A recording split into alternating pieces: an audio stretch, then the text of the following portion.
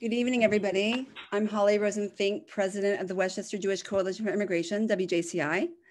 And on behalf of all of us at WJCI, we want to welcome you to our first pop-up series on refugee resettlement.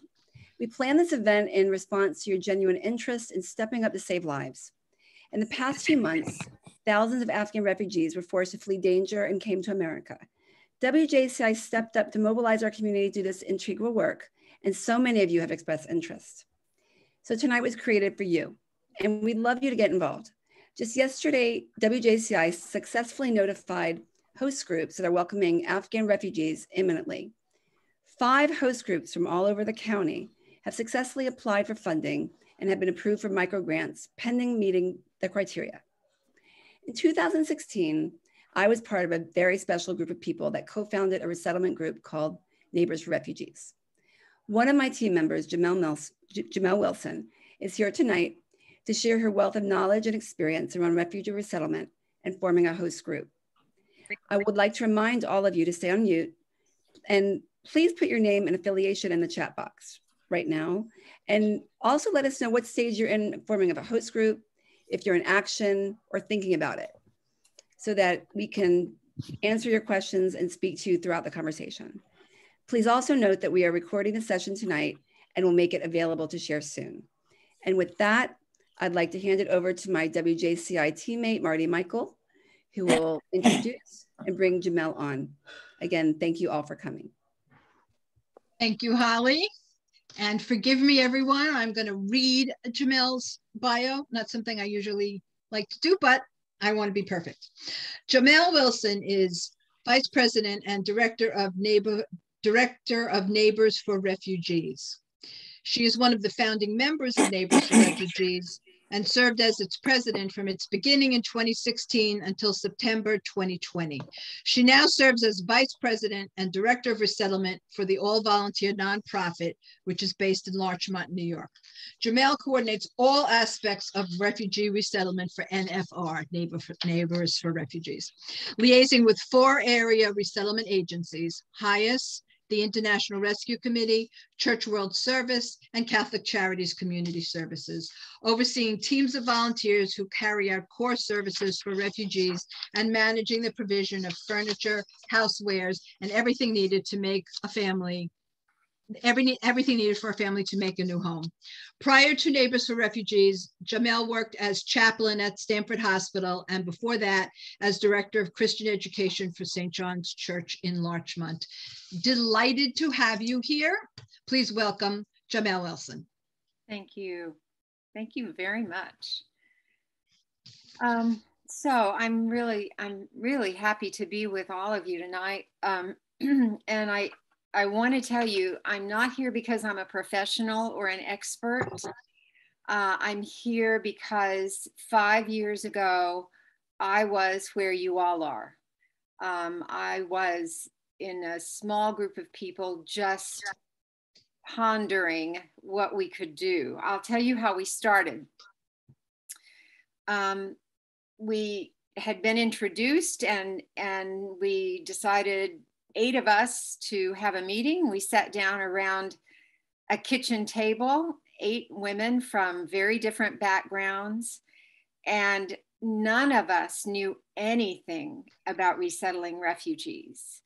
What we knew was that there was a problem, and a big problem, and that we wanted to be part of the solution. And so we began. And that really is how we began, not because any of us were experts or because any of us had particular training for what we were going to do. We had the will, we had the passion, we had the willingness to go ahead and step into it, not knowing everything, because you're never going to know everything, are you? So we had our very first meeting November 16 of 2016. And we welcomed our first refugee March 5th, 3 months later. That was not a lot of time. And we did it. And we had good training. And if you form your group, you're going to have good training. And that's one thing I want to remind you of. What you're going to hear tonight is my experience. When you are ready and you are ready to actually be trained, you're going to be trained by the experts. If you're going to be with HIAS or with IRIS or any of the other agencies, they are the professionals, they are the experts. Anything they say far supersedes anything I'm going to tell you tonight. What I'm telling you really is more about my experience. And I am going to, I'm not very good at this, but I'm going to give it a try. I'm going to share screen here. I do have a few slides just for kind of a visual reference. I'm not going to read them to you, I promise. Let's see. Marty, can you tell me if this looks right? It looks right, but it's not your first slide, I don't think. At the very bottom left, there's an arrow. Aha. There you go. Okay. There we go. Okay, good. So the way this is set out, just so you know what's coming, I'm going to stop at the end of each section and give you all a chance to ask questions or ask for clarification, make comments. So you don't have to remember things until the very end. We're going to stop in all along the way. So one of the things I want to get across to you tonight is that this is so doable. I'm not saying it's easy. There are some real challenges, but none of it is rocket science. It is really doable. And you'll see there's some fairly straightforward steps. And so that's what we're going to talk about. So get your group together. It doesn't have to be a huge group. You can do this. You can do this with 10 people. I would say 10 to 15 is really great. And I like to work with the co-leadership model. I think it works well in our culture. You know, so many people travel, things happen in life. And it's, in my experience, it's really, really great when at least two people know how to do a job. If somebody's sick, out of town, whatever, no problem, things can move along seamlessly. So your leadership should be established, and we're going to go through the teams in a few minutes. Every team needs a leader. There needs to be a point person. I would say you need at least one person who's really well organized. And then I would say, in my experience, expertise is great, but what is also really helpful and necessary and valuable is if you've got people who really are committed and who have the time and the availability. There are some tasks to do, and we'll talk about those as we go along, that are kind of one-off tasks, and you can do them in a couple of hours and it's great, and that's really all that's needed.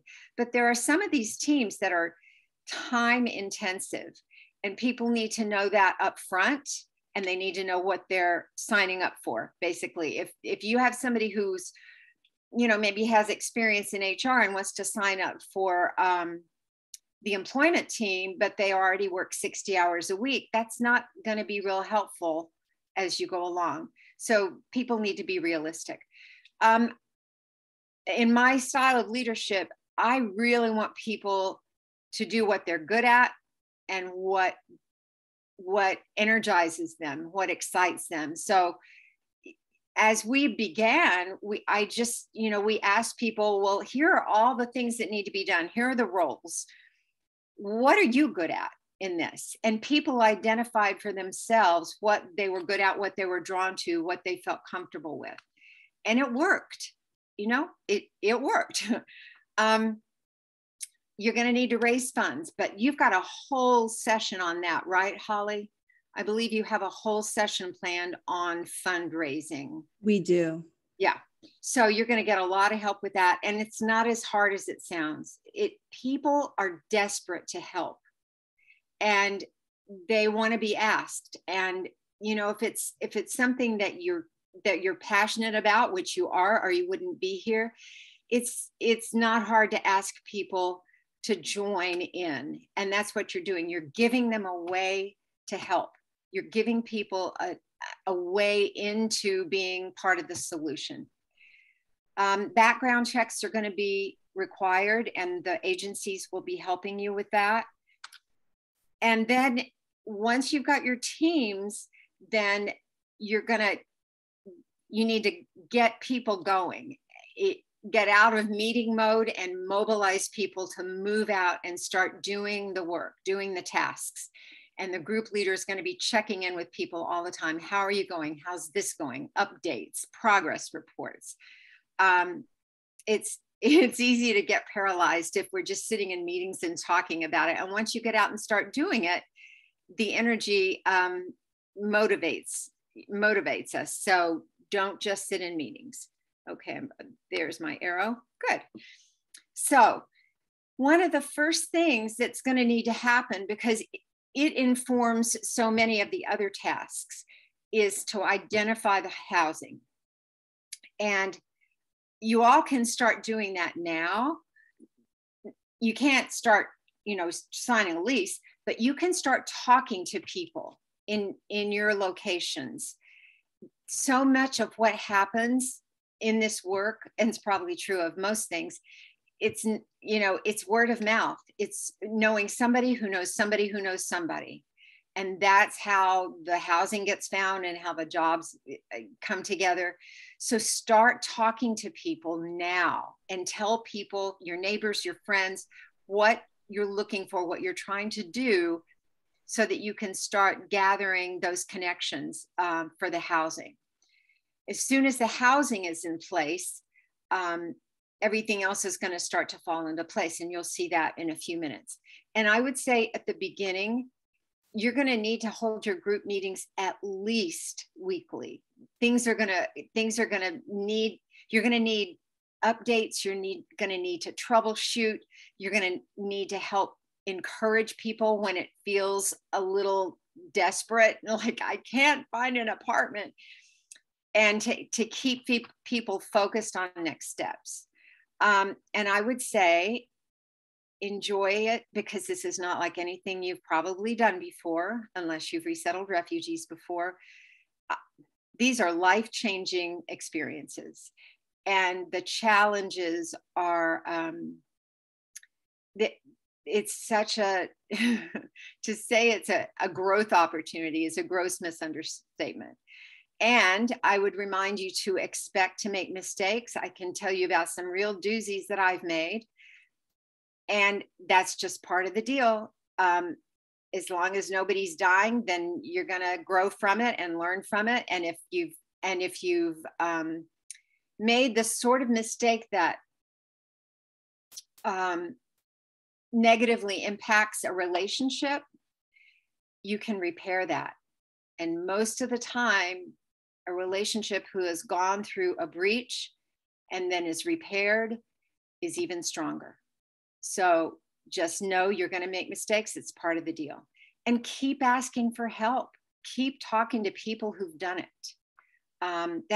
That's the only, none of this, we cannot do any of this alone. This is totally a we. It's never an I.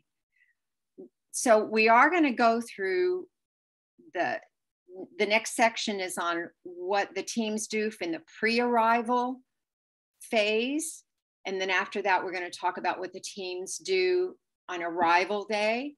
And after that, we're going to talk about post-arrival. And I'll stop after each one of those.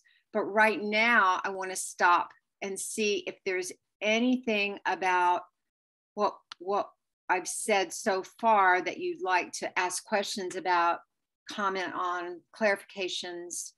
And I can't see most of you. So Marty, how do we do this?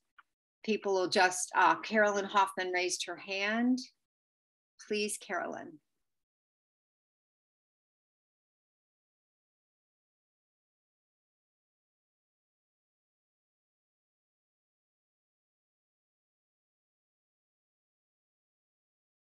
Stuff, or is that something you're covering later? Yes, we're going to go through all that. Yes. Okay. And I will say, if these slides are at all helpful, they're on a PowerPoint and you all are welcome to them. You're going to get better training than this when you get started with the agency, but sometimes it's just it helps the nerves to have the information ahead of time so that you find out now what you're going to learn later. So you're welcome to them. Anybody else have a question on this first section? No? Okay, then we will move into. Hi, just a quick question. Yes. So as far as the housing, how do we know what size housing to get? Where, if we're going to get that as the first thing, will we know the family and that sort of thing? Great question. So with the APA program, which is what I think most of you will be dealing with the Afghan refugees who are coming off the military bases, we don't get as much information as we do in the RNP program, the regular reception and placement program. What you get is the names and the ages of the family.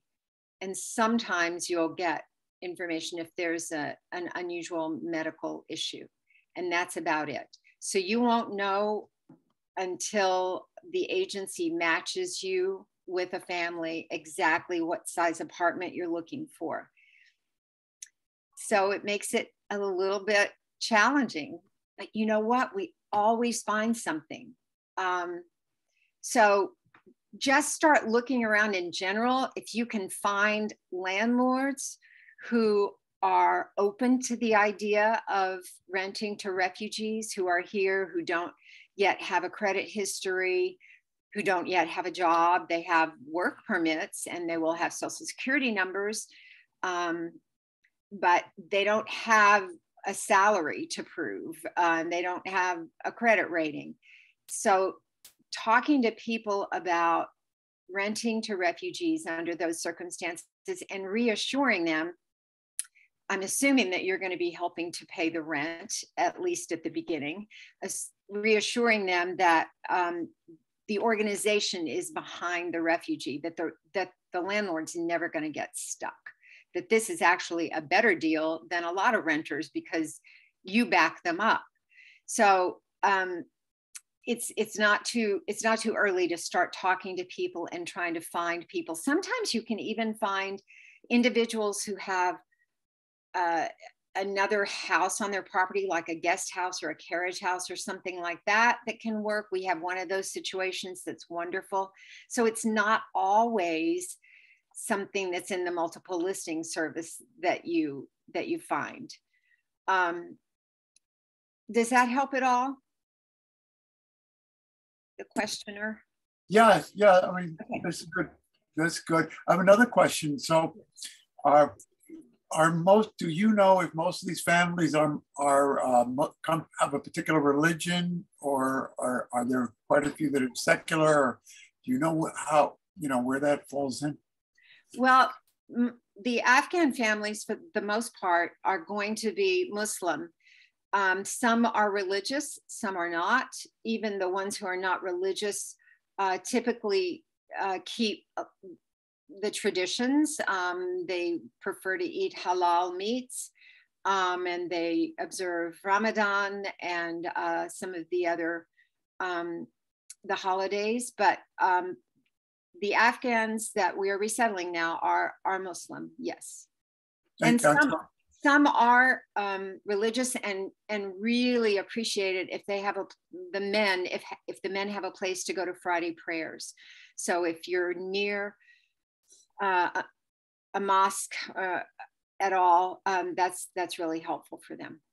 Yes, well, I'm just thinking about it in the context of the housing, that it might be good to be looking for housing in the Kingsbridge area or Marble Hill, part of our neighborhood where there is a mosque, where there is more halal food and so on. So just if we're looking, it might be good to be thinking in them. Or in Yonkers, or toward the Yonkers border, where there are, just thinking out loud. Good. So what you're looking for with housing is safe, affordable, and within walking distance. That's what you're looking for. And one of the many mistakes that I made when we got an apartment was forgetting to look at it at nighttime. It looked okay during the day. It was a little on the scary side at night. So that's one tip as you're looking around neighborhoods. check them out at different times of the day to see what they're like. And you want them to be affordable because you won't always be helping to pay the rent. And it needs to be something that they can afford, especially if there are children involved. It's wonderful if the children don't have to move again and change schools again after this year. So you really, really are wanting to create a stable environment for them as much as you can. And it needs to be walking distance. A lot of Afghan families do have cars and want cars, but cars are expensive, not just to buy the car, but as you know, the maintenance and the parking and the registration and the insurance. So if they can walk to the bus, to the train, if they can walk to a grocery store and there's halal market nearby, that is a wonderful thing, because even if they do get a car, they're not going to have it for the first few months. So that's what you're looking for with the housing. And then the next thing, once you've found the housing, then and you've signed a lease, then you've got your apartment setup team together, and that one is a lot of fun, I'll tell you. And this is one of those great opportunities for volunteers who don't have a lot of time ongoing, but they want to help. And so you let them come in and help clean for a few hours, or unpack the dishes, or help put the furniture together. That's a wonderful, wonderful opportunity. A lot of these pre-arrival tasks are great for volunteers who don't have a lot of time but want to get involved. So you've got all the stuff that you've done this. You've set up houses before, apartments before. You know what you need to do. You find the furniture. You'll have a list from your agency of the required furniture. The State Department has certain furnishings they require and supplies and housewares that they require, and you'll want to do more than what is required, but you'll have a checklist to work from on all of that. And if you want it, I've developed a grocery list for Afghan families for when we go grocery shopping for pre-arrival day, because you stock the pantry and the refrigerator so that when they get there, they know they have food for a few days. You've got the community connections team, which is really vital. This team is going to be introducing the family to the neighborhood. So if it's not your neighborhood, you need to go to that neighborhood and get to know it so that you can introduce them. Where's the bus? Where's the train stop, the grocery stores, laundromats? Where are the little shops that sell the Metro cards or top them up? All of that. Another thing that is, I think, helpful for families, some agencies suggest a binder, a welcome binder. We did that one time, and it was more than they needed and more than they really wanted. It wasn't necessarily used. I've started doing just a card, 8.5 by 11 card stock. On one side, it's information. On the flip side, it's emergency information. So information about the names and phone numbers of all the essential personnel in your group, the people they're going to need to be in touch with, information about their apartment, what they need to know, their address, because they're going to need to be giving that out, all that sort of thing. So if the community connections team goes ahead and starts making that, that's helpful, because that will be used later on. Then your medical team. So the families will have Medicaid, but not immediately. And even when they do get it, there is that lag time sometimes between when they have straight Medicaid and when they have it through a provider like MVP or Fidelis. You need to locate a clinic. They're called federally qualified health centers. And in Westchester, we're very lucky to have a lot of these. The open door clinics are FQHCs. There's a clinic in Mount Vernon, the Mount Vernon Neighborhood Health Center, that's an FQHC. They tend to be clinics that give a broad range of services: primary care, mental health, dental care, and it's all regardless of ability to pay. So that's where your family is going to need to go, certainly before Medicaid kicks in. And sometimes they're good enough clinics that that's where they'll want to keep their medical care. So research that ahead of time, find out where they are, so that, you know, fairly early on, they're going to want to go ahead and get their medical providers established. You're going to need a budget and finance team, usually working with the group leader, because you need to establish a budget, and then you're going to have to explain it to the family, and you'll have that conversation many times, because it will change over time, but you can't take everything in all at once. And the family, that first night when they arrive, they're tired, they're overwhelmed, they can take in a little bit of information, but not a lot. So you'll have the budget conversation a lot to help them stay up to date and understand what's going on. Oops, sorry. You've got the education team. And as soon as you know where the housing is, the education team can step into action, locating where the schools are for the different age children, getting the information, also for the adults who are not yet English speakers. There are some face-to-face ESL classes going on these days. I thought maybe everything was online, but we're finding some that are face-to-face. One of our families is in Brooklyn, and they found a really great program that's actually in the city, in Riverside. And so it's really important. And you will probably have a team of people who can do online as well, Zoom. If people are nervous still about being in close proximity, Zoom is certainly better than nothing. You're going to need a transportation team because the family's going to need rides to appointments and grocery stores initially. And you are going to need car seats for every child who's that age range. And I just think that's a nice thing for the transportation team to take care of. It's one of the things that they can do. And those go with the airport team to the airport so that the children are in them on the way home. And then the family keeps them so that they have them for anyone who picks them up to take them anywhere. And then you have the employment team. One of the most important teams and one of the hardest working and the most demanding. Most of this work will take place in the post-arrival, but it doesn't hurt to start networking and start finding out who knows whom that's a business owner, who knows who's responsible for hiring in a company. It doesn't hurt. It doesn't hurt to go ahead and start talking about it. Okay. And okay, back there. So we're going to take a breath and see what you have questions about.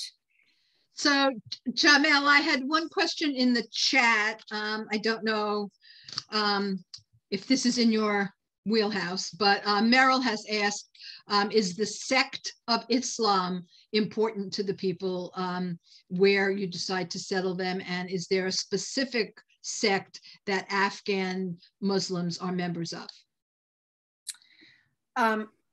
Okay, here's what I know. And there's more that I don't know than I do know, but I'll tell you what I know. What the Afghans that I know have told me is that once they get here, it doesn't matter. I have gone with Afghans to Sufi services during Ramadan over in Rockland County. That's not their tradition, but they were thrilled to go. What I have understood is that there may be if there's going to be discomfort, it may be more around what part of the world they're from, just because there are different traditions. And but you know, the Friday prayers are always going to be in Arabic, aren't they? So it doesn't really matter. I have not had any of them for whom it's been an issue. Let me just put it that way. Yeah. Okay, a very different question from Lois. She said she has a question about housing. Yes. Thanks, Marty. Jmel, I had a question, since we're a lot of us in Riverdale, the housing question will be interesting here. Like, so the housing here is rather expensive if it's rental, regular rental, I guess you could say, and a lot of co-ops. So do you find that more people are renting in, like, from folks who have, say, 1 to 4 family houses? Is that a more likely place to find willing? Because, and also some of the renting in other housing that's considered more affordable is very highly regulated by the government. So they can't just get those apartments. So what can you tell us more about housing? So Section 8 housing is really not practical. You know, the list for that, or the waiting is for that is years. Yes, in terms of those multi-family houses, or in one case, we have a family who's on the 2nd floor of a Victorian house in Mount Vernon, and the homeowners are going to be living on the 1st floor, and they're about to put another Afghan family up on the 3rd floor. And those are great situations because a lot of times they're a little more flexible about things than these landlords in the big apartment buildings. So those are great when you can find those. Was there another part of your question, Lois? No, it's basically it. I'm just thinking where we'd want to target our efforts, you know? Yeah. Laura, did you have a question? Hi, Jmel. Yeah, I actually have 2. You referred to, it sounded like 2 different programs, A and P, and if you can clarify those. Yeah. And then the second also relates to housing, is how have people been dealing with the sort of co-guarantor signing of the lease? I'll do that one first. So I think some groups are able to find landlords who will let the actual tenants sign the lease. We have not been successful at that so far, and we have somebody in our organization who acts as the co-signer or the guarantor for the lease, knowing that if anything were to go amiss, Neighbors completely backs that up. You know, we wouldn't let that individual be stuck with the bill. What was the first question, Laura? The 2 different programs you referred to. APA. Mm-hmm. So the usual refugee program is called Reception and Placement, RNP. That got put on hold back in the fall when Afghanistan fell to the Taliban, so that they could put all their resources into resettling the Afghans. And they created this program called APA, Afghan Placement Assistance. Holly, is that right? Assistance, Afghan Placement Assistance. That's right. I put it in the box, chat box. But they have restarted the RNP program as of January 1. So, and I know we're helping to resettle a family from Honduras. And so I know it's up and running again. So both programs are now running. Yeah. Okay, I have a message I just want to read to everybody. This is from, I'm pronouncing your name wrong, I'm sure, Odile. She says, she volunteers with Refugee Employment Partnership in New York City. She's saying, we have a network of business partners who hire and employ many clients who are refugees and asylum seekers.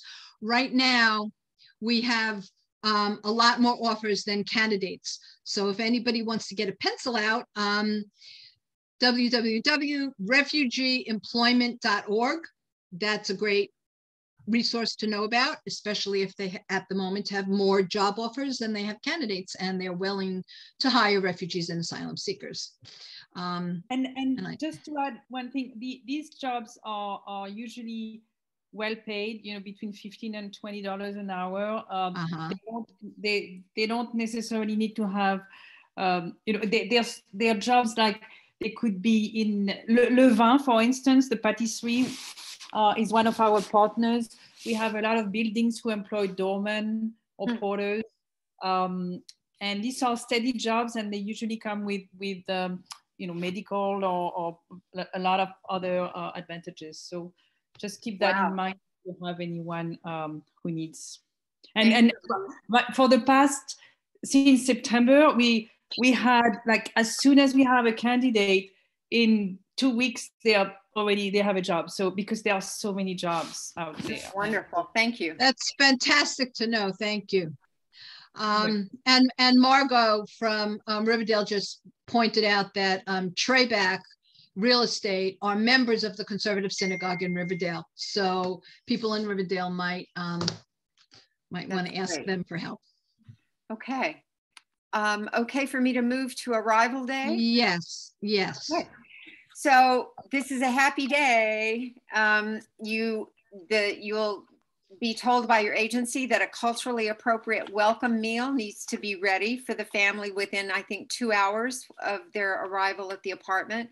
We have a wonderful tradition in Westchester that the last family in prepares the meal for the incoming family. And it's this wonderful way of kind of strengthening the relationships.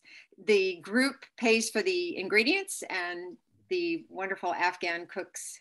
So that's a lovely thing. Your airport team, just remember you need the car seats. You need enough room for humans and luggage. So you're gonna need probably 2 cars and a translator. Work that out with the agency, how they wanna do that. And it's always fun to have a welcome sign. And so when the family gets delivered to the airport by the apartment by the airport team, if the group leader is not on that team, then the group leaders should be at the apartment to greet them and sit down and orient them to the apartment a little bit, make sure they know how everything works. A brief explanation of who your group is and what you are prepared to do for them as they want. You know, they have choices. And know that that's only your first discussion. You're going to have discussions over and over and over. So you don't have to say everything that first night. Be sure they have a working cell phone. You don't want to leave the apartment without them having a way to contact someone if there's an issue. Most of them come with working cell phones at this point. They've been given them at the camps.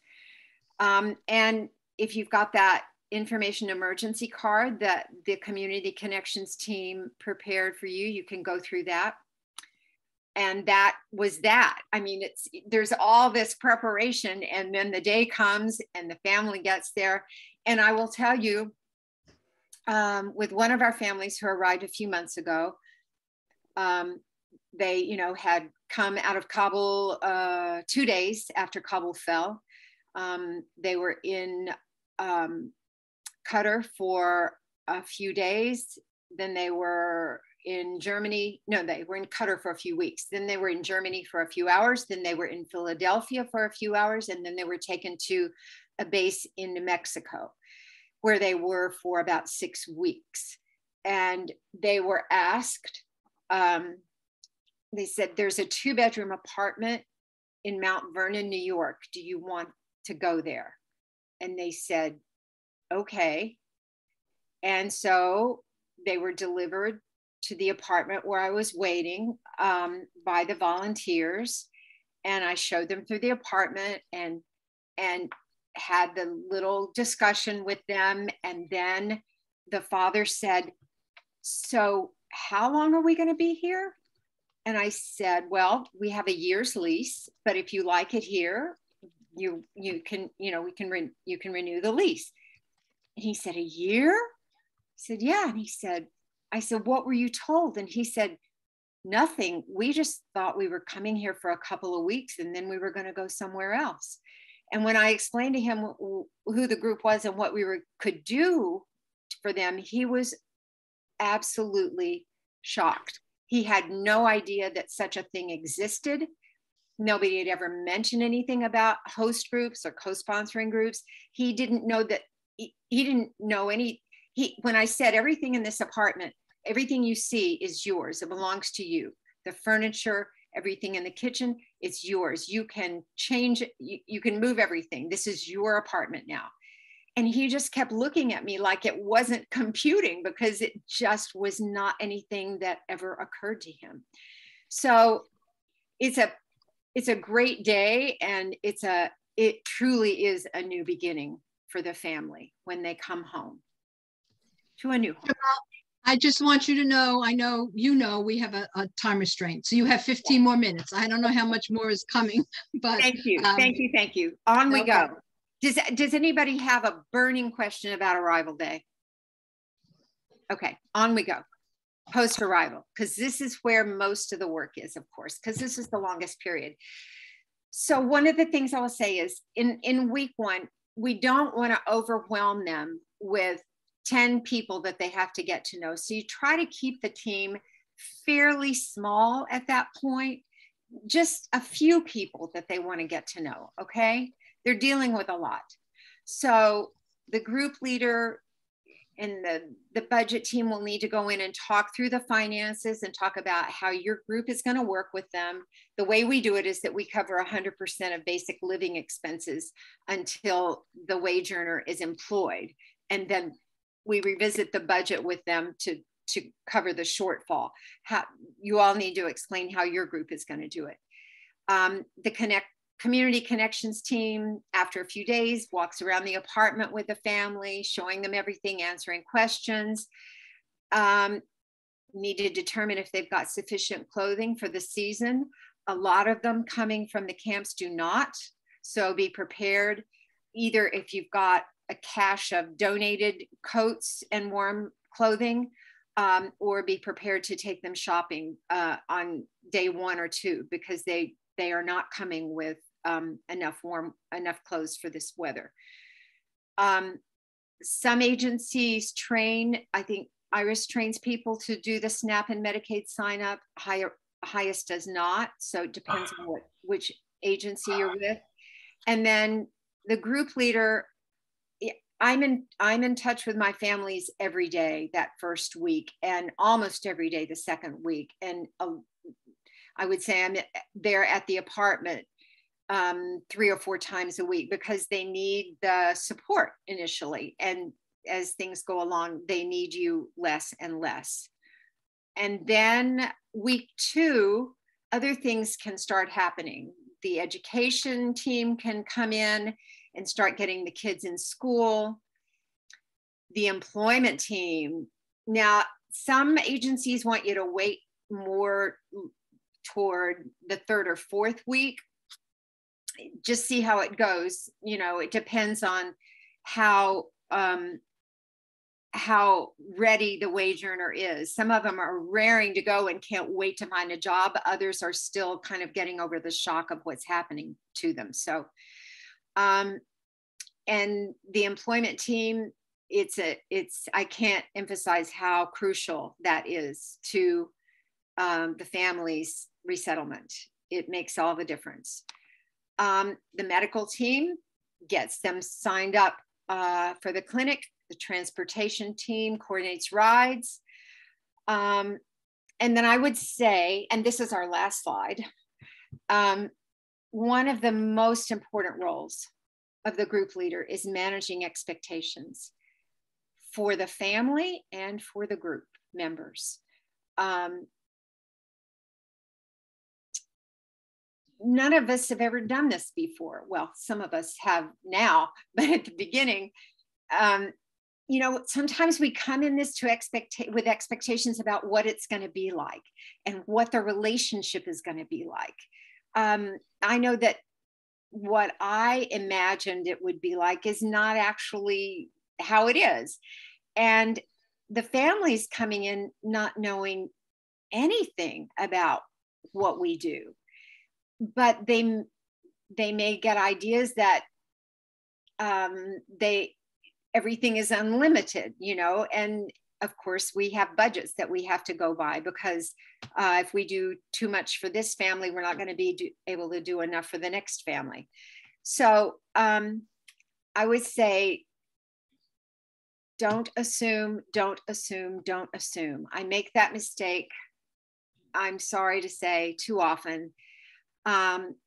Ask, clarify, restate. When you've had a discussion, ask the family to tell you, you know, that good reflective listening. What have you understood? And make sure it's understood. And it is uncomfortable to talk about money, but it is absolutely necessary. Just gather your courage and do it, because it doesn't do them any favors if there are misunderstandings. I know Laura has a question. Do you want to ask it now, or do you want to ask it at the end of the slide?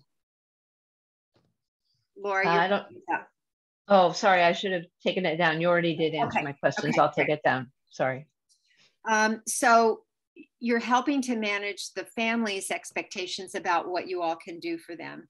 But then, you know, the individuals in the groups have expectations too. And that's why it's helpful to keep meeting together and to talk about these things, and to be able to have those open, honest discussions about, oh, but they did this. And then the group can help you come back to the reality, pardon me, that the family is not here to do life the way we think they should do life. Maybe they will want to take our advice and counsel, and maybe they won't. It's their family, it's their life, it's their choices, whether we, you know, agree with them or not. So we can help each other remember that. Pardon me. We can help each other in the group to remember that there's a real power imbalance between the family and the group members. We're the ones with the money. Anytime money's involved, it creates a power imbalance. So look for those opportunities to even that out. And I will say, one of the best opportunities, and for Afghan families, they truly can write the book on hospitality. If they invite you to sit down for a cup of tea, please sit down for a cup of tea if you possibly can. It's important to them to practice hospitality. It feels really bad to them if you leave their house. One family said to me, but you came and you didn't even have a glass of water. And that sounds to us like, yeah, but you should see the list of things I have to do in the next hour. It's just, you know, take the time, because that really does help even things up.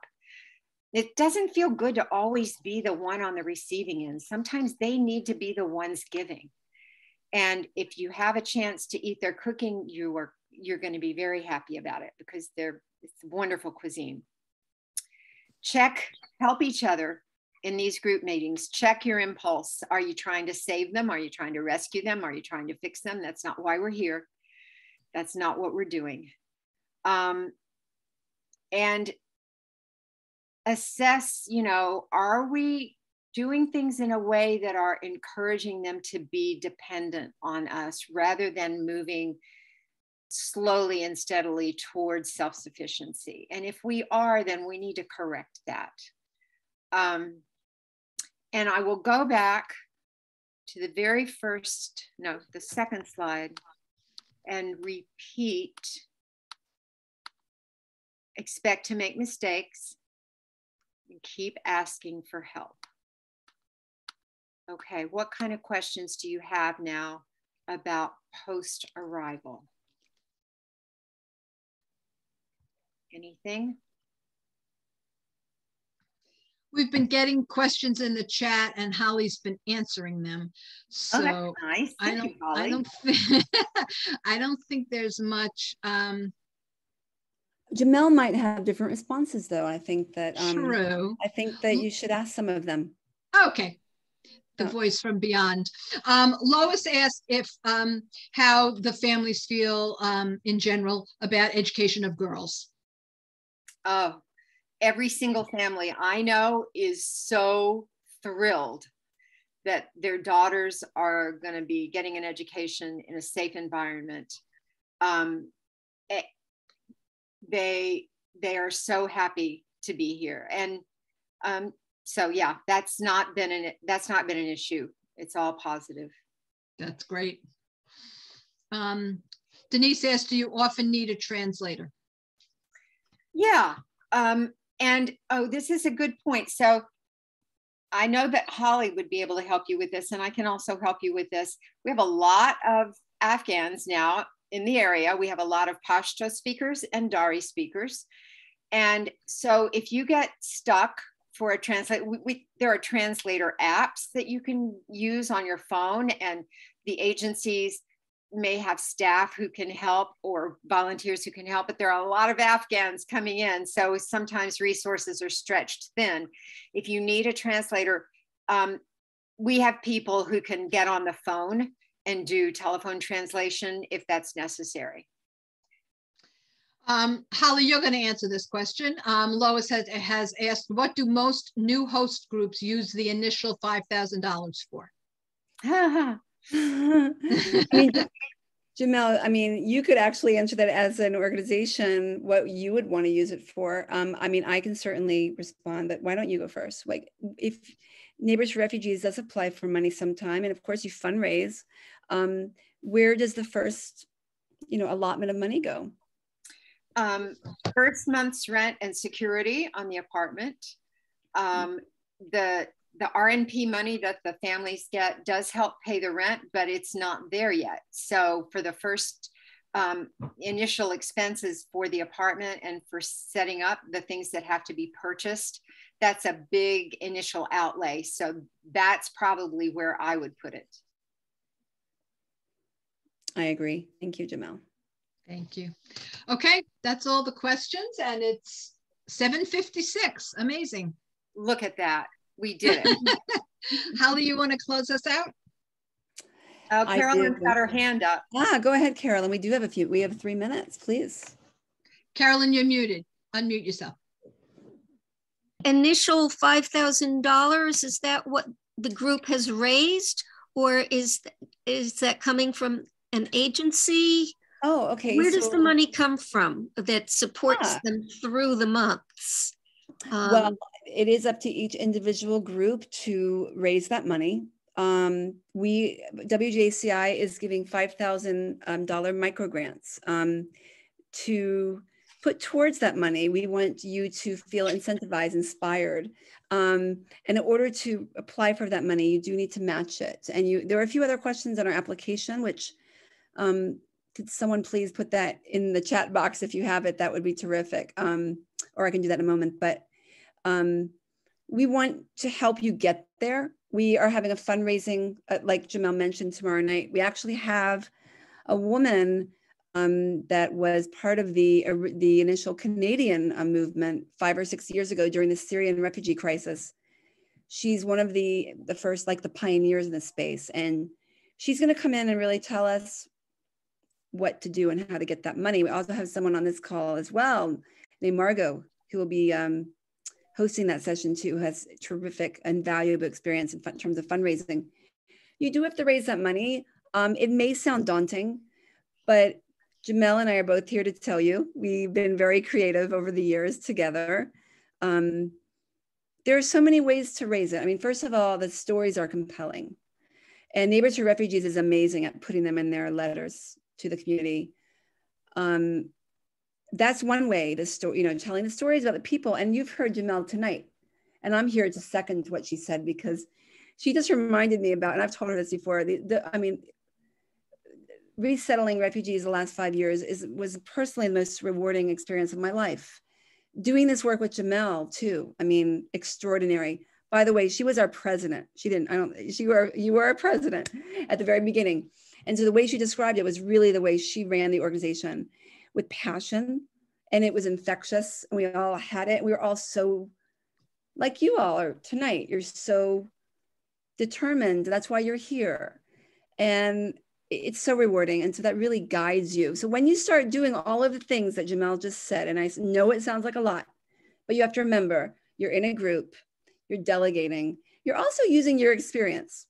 I learned so much about myself through this work with Jmel. I learned things I was capable of doing that I never thought about before. And you're all connected. You have connections through every area of your life. So when you start looking for apartments, you'll be surprised. You'll find out things from us, hopefully, as an organization, because we're here for you. And Jmel and her wonderful organization, who looks day in, day out at, real estate opportunities for refugees in Westchester. And once you start doing this, I promise you, it's not that hard, including raising money. So I hope you guys can come tomorrow. The following night, we have Hope Davis, who I personally met at Fort Dix and who is incredible. She works for USAID. We've been asked a lot about doing this work during the pandemic. How do you do it? How does that happen? Well, guess what? You just heard Jmel. They've been resettling people left and right and furnishing apartments for refugees and doing incredible work and helping organizations and synagogues all over Westchester and churches and mosques and bringing everyone together. You have us, you have them, you have resources. And so just know that you're not alone. And through your passion and your determination and your genuine concern for humankind, you can do this. So I'm going to close it out at 8 o'clock. Jmel, okay, I'd like to so much, Marty. Yes, indeed. Just remind everybody that if they're coming to the 8 o'clock session, they have to exit this meeting, and it's a different Zoom link that you got when you registered for the 8 o'clock meeting. Just Lorraine Peters said, what was the agency you mentioned regarding they're getting money? Us. I answered her. She meant us. The matching grant is us. WJCI. And I just posted. I have one more question I just posted. And that's Jmel, you mentioned very quickly that about the finances, and then you said until R&P or so, I didn't get that. Who are these people? Every refugee gets $1,225 a one-time amount from the federal government. Okay. But it doesn't always come right away. Okay. So even that money has to be used in the first 90 days, and it has to be used for basic living expenses. Mm-hmm. So you're going to need to pay for a lot of things before that money gets there. So that's why you need some money up front. Okay, thank you so much. And just know that our next session will largely be about benefits. This woman from IRS named Ashley will be talking very much about what you're interested in. If you can't make it, we'll record it. Don't worry. And you can share it with your team wherever you are. And if any questions, of course, you can email us. We'll help you get the answers. And the document that we'll be sending out later this week has some of this information about what they are entitled to. So great. Thank you so much. Thank you, Jmel. You're welcome. How can other people have access to recording? Here. Thank you. We will send out all the recordings. Jmel, thank you so much again. Indeed. Wonderful. Thanks for asking. Thank you all, really. Thank you very much.